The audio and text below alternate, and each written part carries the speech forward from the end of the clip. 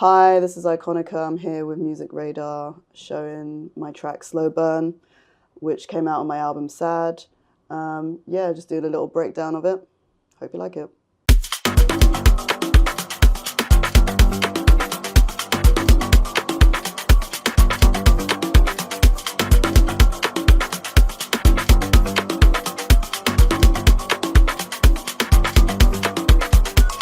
This track I wanted to show this track because the meaning of it is really important to me. It's very personal.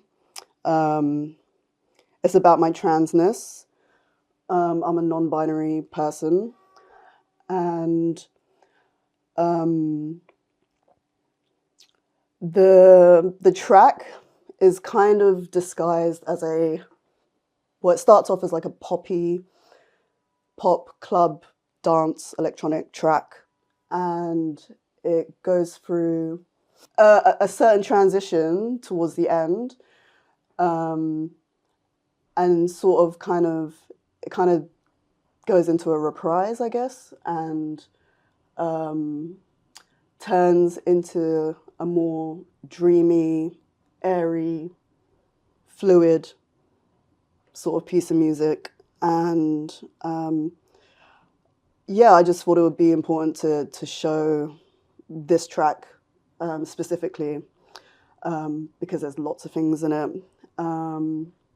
It uses my own vocals as well, and the vocals are very airy, again, very fluid, and they kind of, in my opinion, kind of meld or glue into the track very well. So like, I feel like you could just listen to the music and the beat, or you can pay attention to the vocals kind of separately, but the way it's melded, it's the vocals very, yeah, again, very drifty, very airy, and the music, the beat is quite Afrobeat inspired, and Amapiano inspired,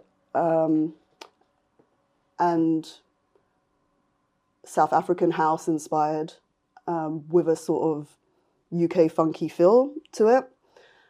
The synths are kind of what I usually do in my music. So there's a lot of like arpeggios drifting in and out. There's lots of like strings. There's sort of like a Moog lead solo in there as well. And there's loads of just different layers. And dynamically speaking, the synth work is quite busy, but I think just placing them and spacing them in a way that kind of doesn't feel overkill, basically. So I think what I'll show you first is, without playing music, is just show the arrangement view and how I organize my sounds and the structure of it. So for me, organization is key. And that means in Ableton, I'm using group in. And the way I group things is they're usually in order of what thing I'm using, you know, so it's like in chronological order. So I usually start off with some sort of thing that isn't a metronome and can get me started on thinking of some melodies and experimenting with some melodies or some chords or whatever.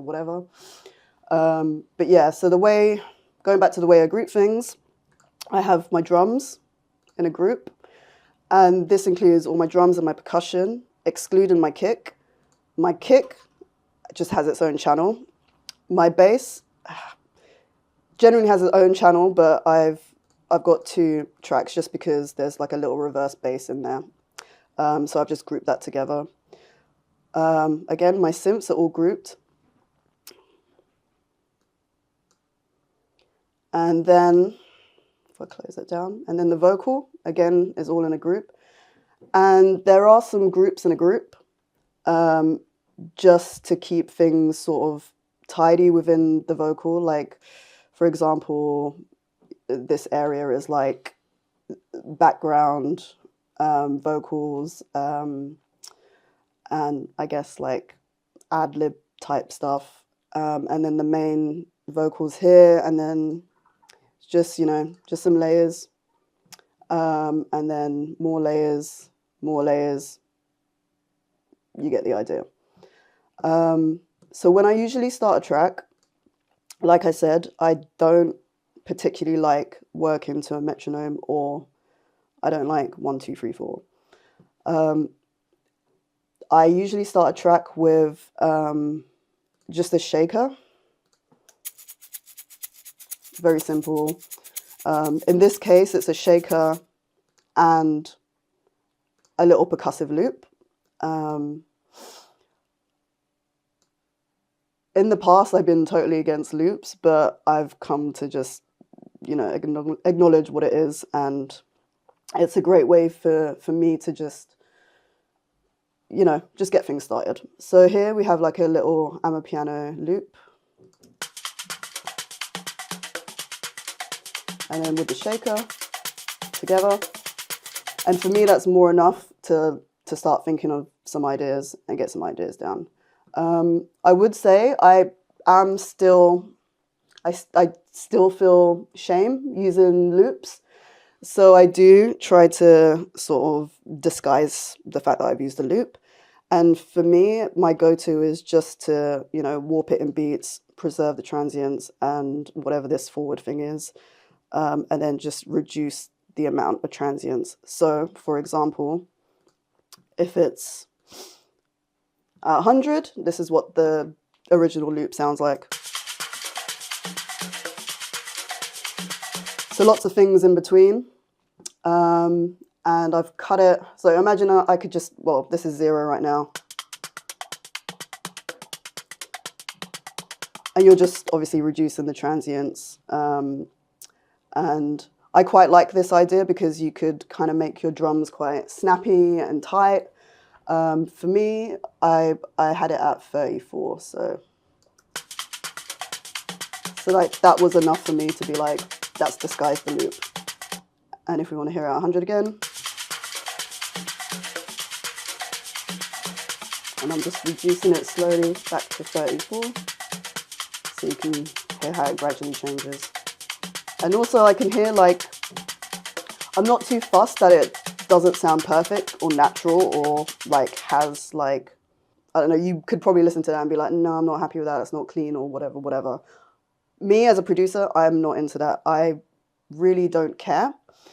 So a lot of, like, even on my vocals, there'll be some noises, and my studio here is like right by Waterloo Station, and what I've come to find using microphones for the first time properly since recording my vocals is that I don't really care if there's like train noise in the background or air or my neighbor next door or whatever demons are in the room or souls. I love that it gets all recorded, and I don't really strive for perfection or a clean sound in that respect.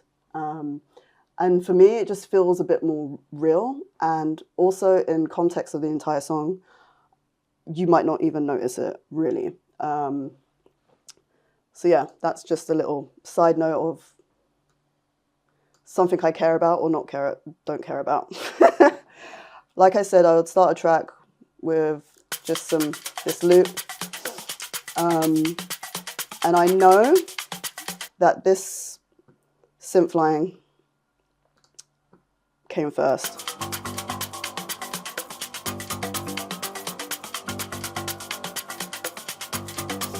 And this kind of acts as, it's a bit of a mid bass sort of thing. I use analog Lab V Arturio.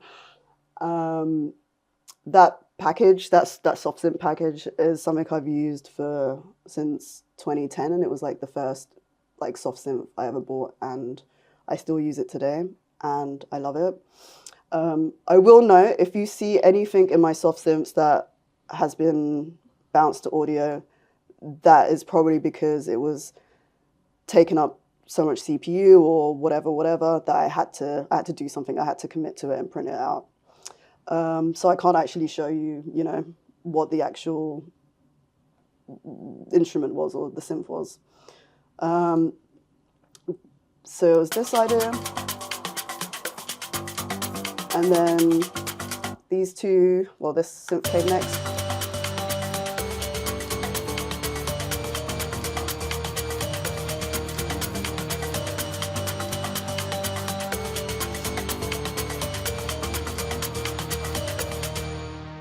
And this synth, which is just one of my favorite things to do, is like just use like one note and just place it rhythmically. So we can hear this thing here.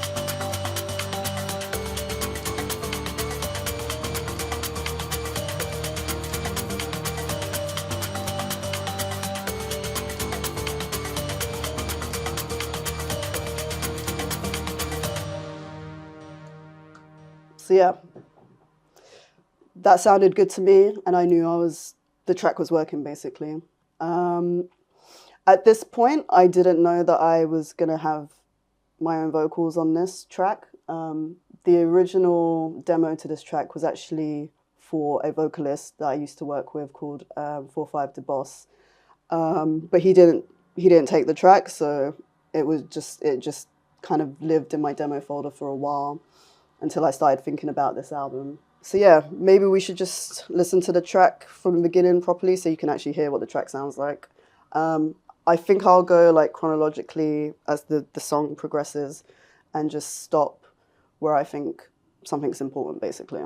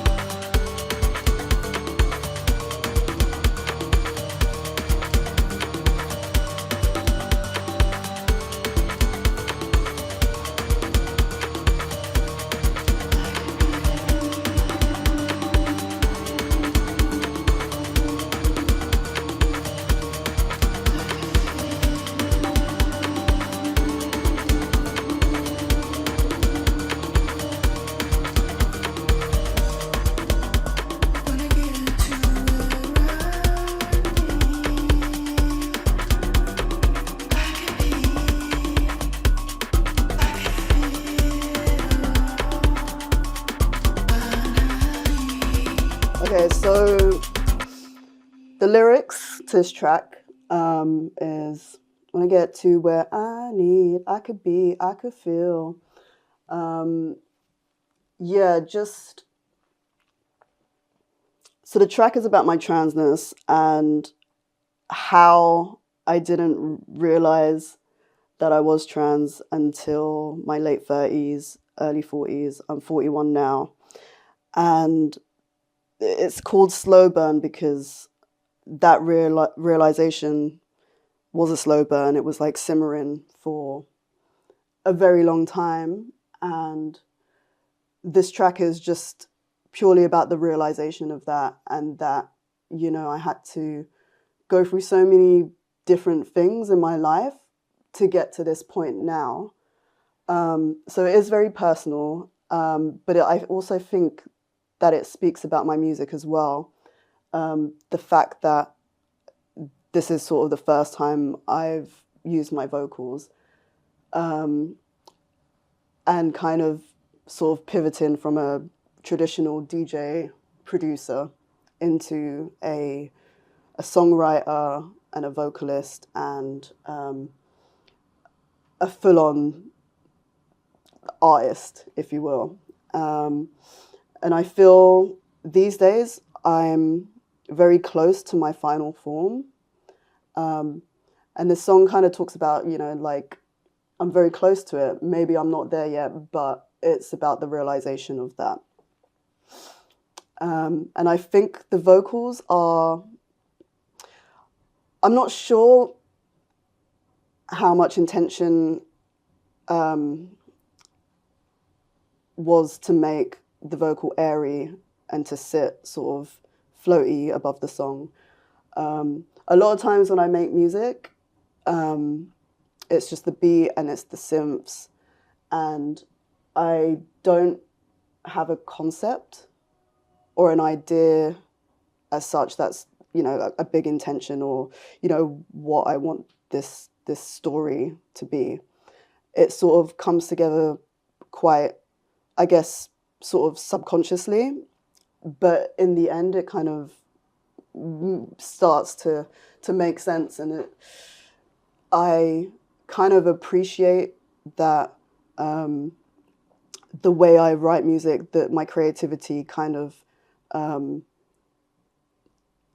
sometimes doesn't, I don't know, catch up with what my brain is thinking, and I feel like it kind of, everything kind of falls into place with the music I make and what the lyrics end up being and what the song actually turns, I don't know, what the track actually turns out to be. So I kind of love that about myself, that it's like I don't set an intention and I don't have a concept right there and then. It's sort of like kind of, I don't know, forms in itself.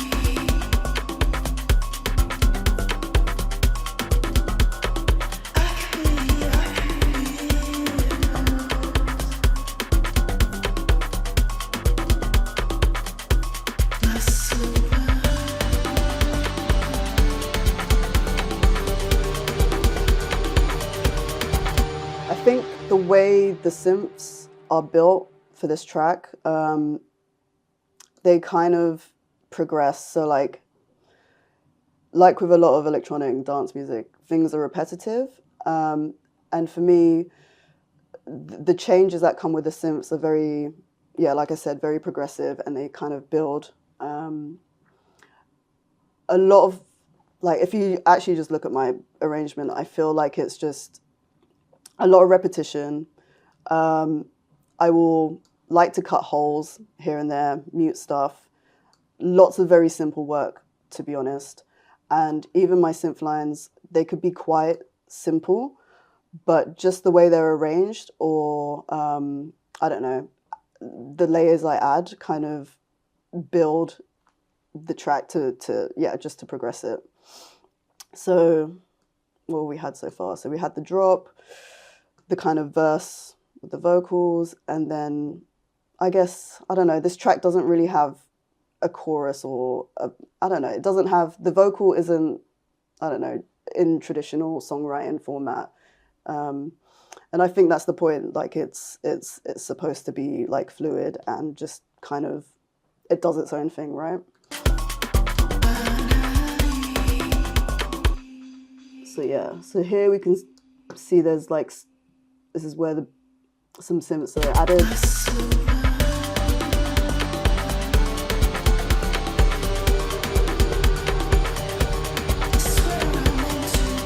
Just a mini mood.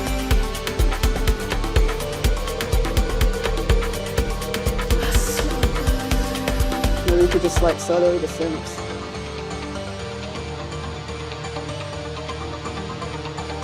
This sort of guitar sound gets introduced.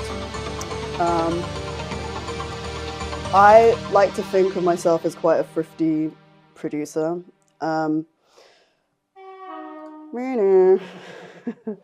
So, for example, this guitar sound. This is from Purity, but you can see here it's Purity Demo. I'm quite sneaky and thrifty. Like I will use a demo of a synth and just basically record the audio before the white noise comes in or whatever the limitation is for that demo. And that way you get to have a free synth basically. So this is where this guitar comes from.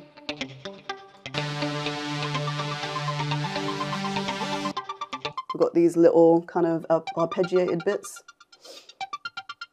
and you know they're panned. One is panned slightly to the right, one is panned slightly to the left.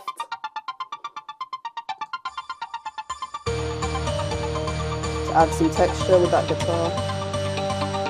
And then another synth line comes in here. Oh, this is the chords.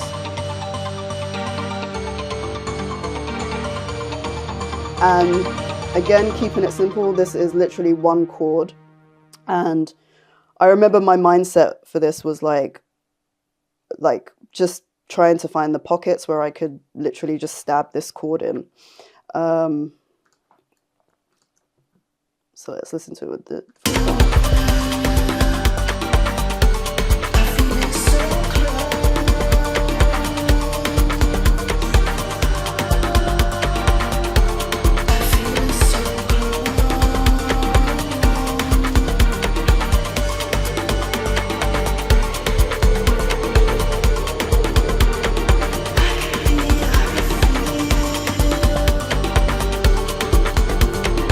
Just because sometimes if I'm going to use one chord, I just want it to, I don't know, have a sort of call and response with the vocal and the rest of the track, and not just be kind of plonked just randomly. You can see here I've like muted out some bits. So what I'll tend to do is just like overload that, like place it in as many places as possible, and then just maybe solo the synths and then the vocal and see where it fits in nicely. Yeah, and then another synth gets introduced, just a sort of pad, I guess. So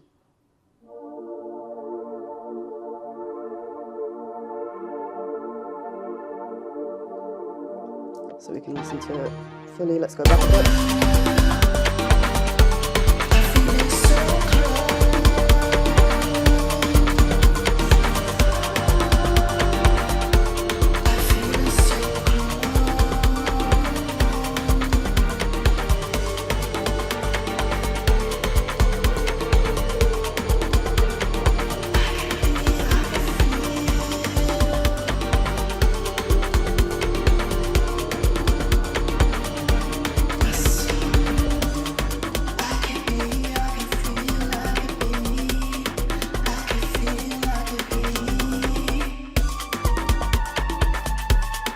Now, just a little solo lead, again, a little mood thing, sort of imitating the vocal a little bit.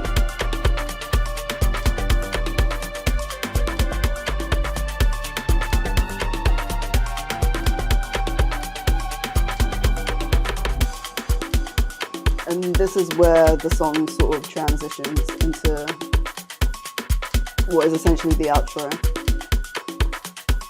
And I feel like with this next bit that it transitions into, it sort of loses time on itself. And I quite like that because some of the things aren't quantized and it's just kind of doing its own thing quite naturally, quite fluidly.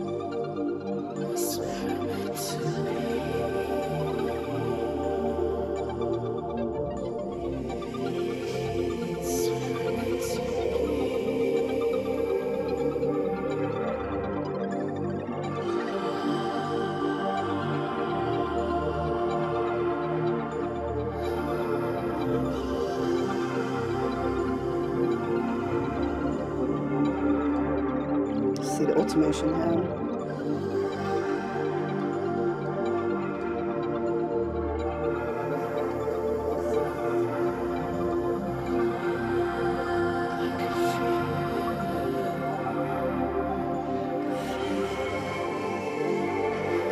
start playing with delay time.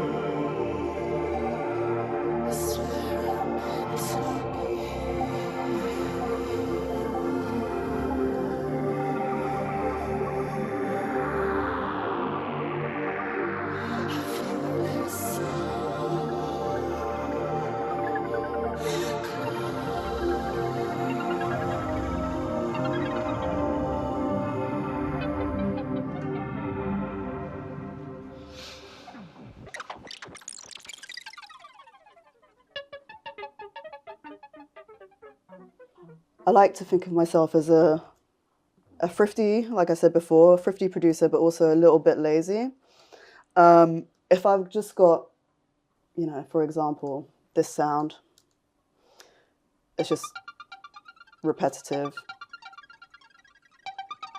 I will always choose delay. I will always choose to automate as many things as possible. I will go into the effects I'm using. For here, it's like a Valhalla, supermassive. You know, I'll be like, okay, can I mess with the delay time? Can I mess with the warp? Can I mess with the feedback? I'll go through like each of these knobs and see what I can play around with. And then what you end up with is something like this, where it's quite watery. The filter's going in and out as well. The track is panning left and right, hard and left, hard right. There's a little plate reverb that comes in and out. There's what else is this? What is A, B, C, D? Yeah, that's the little plate there. The panning here. Just from like one sound, like I love being lazy. This is laziness to me in a good way. Because you could just build textures like this and go on and on forever. Get a bit cheeky with it.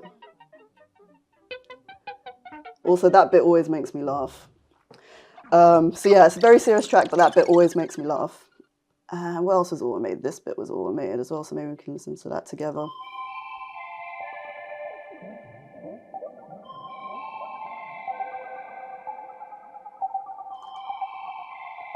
What was that? Freak echo. See all the things there.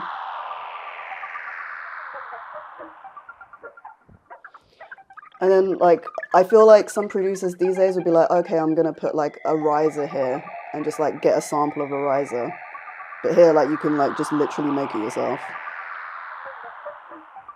And it will just always fit with your song instead of like having to like sort of tinker at a sample or like tinker with the pitch of something. All right, so let's talk about the vocal. I am not, like I said before, I'm not precious about, you know, recording the perfect, cleanest vocal. In my opinion, there's lots of mistakes in here. And let's see if we can spot some. When I get to where I need. Already heard a mistake, and there's like just a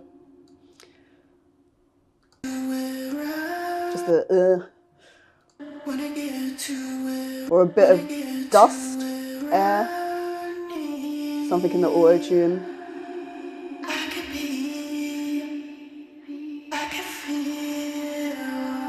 Oh, great mistakes coming up. Finally, I couldn't tinker with the auto tune, so it says Hyperdub. Oh, it sounded fine there actually. But yeah, there's some things where I'm like, for me as like a new vocalist, I could get very frustrated with myself recording many takes, only to realize like the first one was fine for me. There might be like something that wasn't perfect, like, you know, finally sounded a bit like, it sounded like I was saying finally. But I kind of like to leave those things in because A, I think it's funny, and B, in the context of the track, I can't hear that. So in my opinion, that's okay. The train thinks so too. It's kind of quivers, isn't it?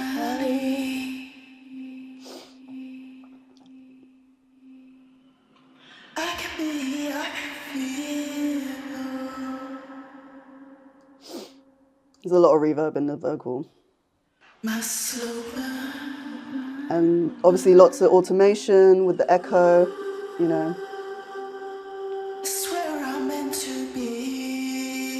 Oh, that B was quite heavy.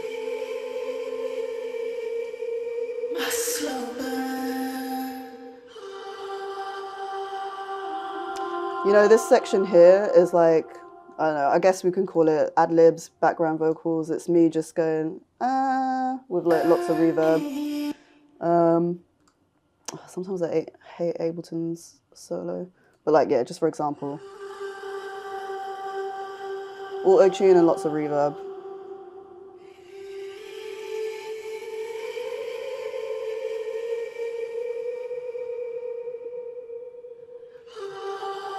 And also, like, you know, this section I've repeated in the outro as well, so it was just a kind of copy and paste job there.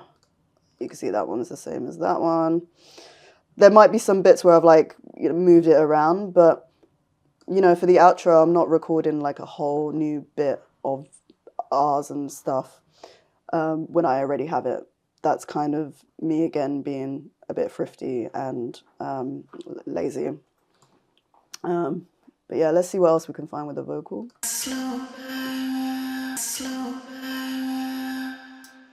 I feel it so close.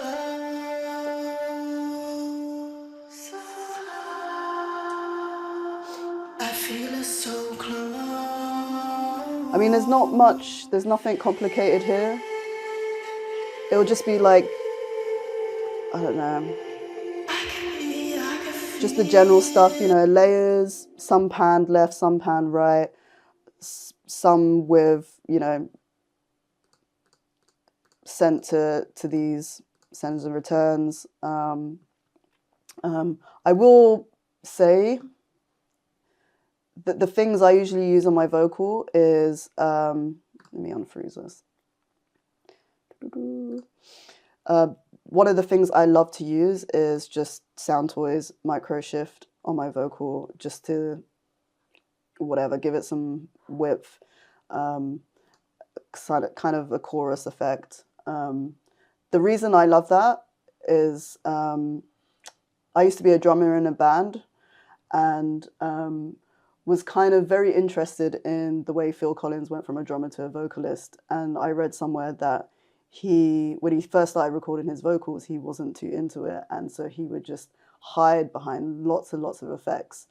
And I kind of felt that way when I started using my vocals. And I felt like using a micro shift kind of gave me that sort of Phil Collins weird chorus thing that he kind of used. I'm not saying I'm Phil Collins, obviously, but that was kind of like a nice thing to read coming from someone like that. And I don't know, both of us having the same thought about our vocals. And just interesting that we both came, you know, started as drummers. So yeah, side note.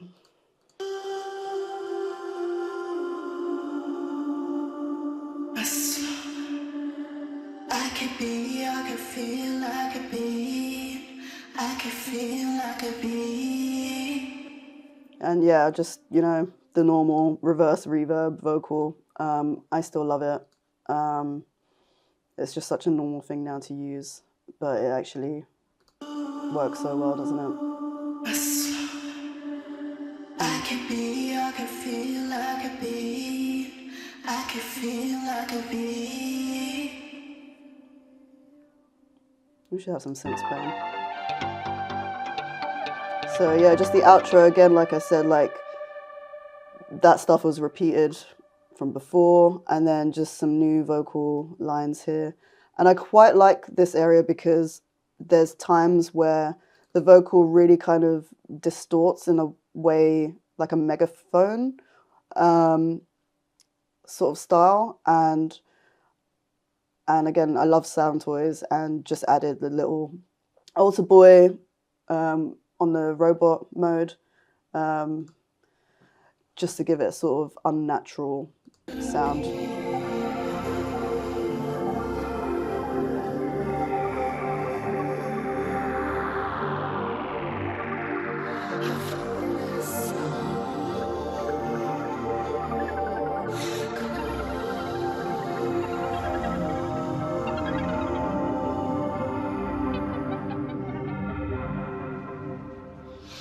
And then me just sniffing, you know, why not?